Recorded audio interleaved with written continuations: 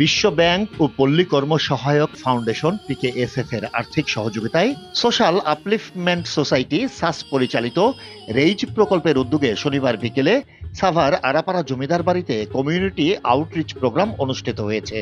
সাসের উপপরিচালক মঞ্জুর মুর্শেদের সভাপতিত্বে এতে প্রধান অতিথি হিসেবে উপস্থিত ছিলেন বাংলাদেশ শিল্পকলা একাডেমির সাবেক উপপরিচালক আব্দুল কাদের তালুকদার।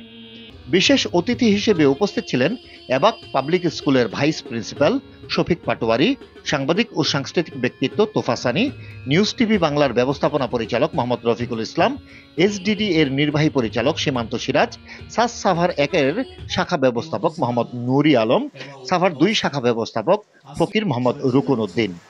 এছাড়াও অন্যান্যদের মধ্যে উপস্থিত ছিলেন রেইজ প্রকল্পের case management officer Sheikh Mohammad Khalid Akram, accounts officer Mohammad Ibrahim, print ও ইলেকট্রনিক মিডিয়ার সাংবাদিক বৃন্দ এবং তরুণ উদ্যোক্তা বৃন্দ।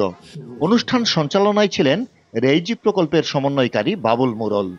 ছোট উদ্যোগে মানব সভ্যতার বিকাশ এই প্রতিপাদ্যকে সামনে রেখে দক্ষ মানব সম্পদ গঠন, মজুরি ভিত্তিক কর্মসংস্থান সৃষ্টি এবং আত্মকর্মসংস্থান সৃষ্টির লক্ষ্যে রেইজ প্রকল্পের অধীন কমিউনিটি আউটরিচ প্রোগ্রাম করা হয়েছে।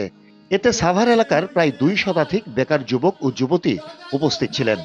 যুবক ও যুবতীদের কর্মসংস্থানের লক্ষ্যে 6 মাসব্যাপী শিক্ষানবিশ ভোকেশনাল প্রশিক্ষণ গুরুদের মাধ্যমে হাতে কলমে শিক্ষাদান করা হয়।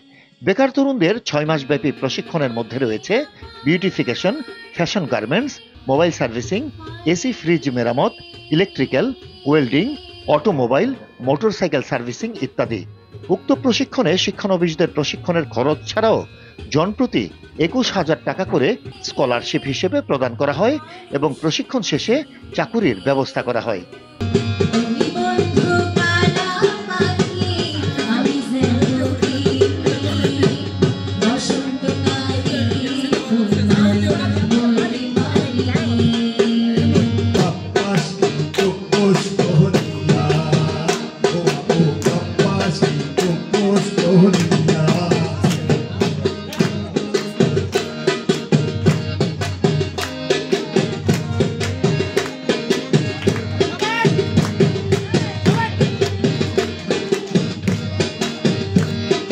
সাধের লাউ বানাইলো বরে বইরানি, সাধের লাউ বানাইলো বরে বইরানি।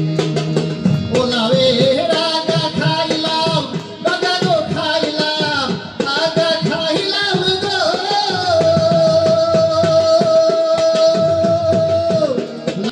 কালা চাবি নিয়ে আয়, দুয়ার খুলে আয়, এটা তোর বাড়ি।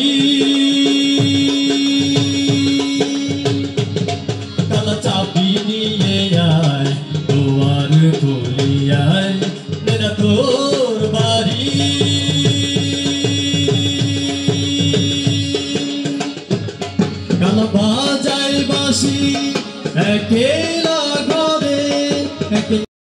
ঘরে মারা যাবে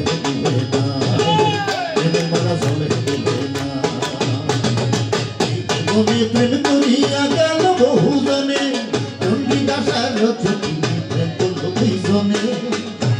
ডেস্ক রিপোর্ট, CNI নিউজ 24।